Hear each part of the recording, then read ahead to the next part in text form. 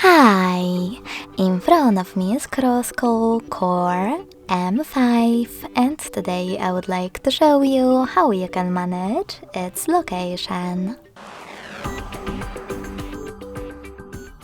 Begin by going into Tab menu and looking for Location shortcut.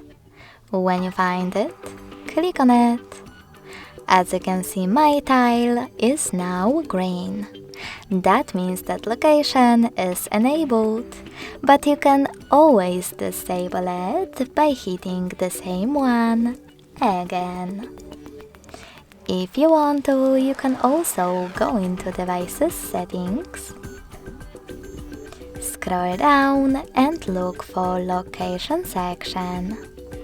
When you find it, click on it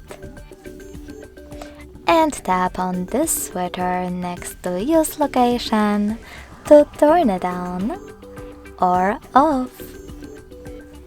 Thanks so much for watching. If you enjoyed this video, don't forget to leave a like, comment and subscribe. Bye!